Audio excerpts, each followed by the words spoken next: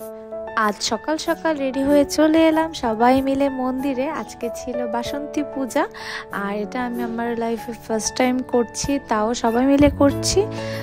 তো বেশ ভালো লাগছে। আর পুজো শেষ করে আমরা এখানে কিছুক্ষণ বসেছিলাম, আর এত গরম ছিল আজকে যা বলার বাইরে।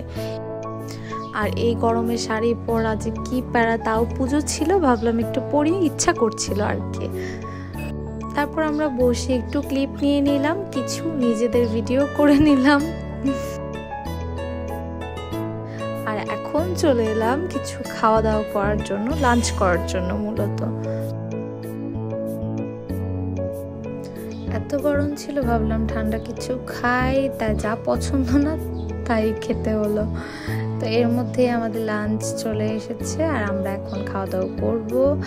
আর এটা হান্ডি বিরিয়ানি মনে হয়, চিকেন হান্ডি বিরিয়ানি, যাই হোক এটা আমার খুবই ভালো লাগছে এখানের, তার জন্য এখানে এসে এটা আবার সেম অর্ডার করে ফেললাম। তারপর আবার ঠান্ডা কিছু খাওয়ার ইচ্ছা হলো, তো কোল্ড কফিটা যদিও একটু মিষ্টি বেশি ছিল কিন্তু ভালোই ছিল। তারপর আমরা খাওয়া দাওয়া শেষ করে বাসার উদ্দেশ্যে রওনা হলাম। আমার ভাই বোন চলে গেল বাসায়, আর আমি আর আমার মা চলে এলাম নার্সারিতে।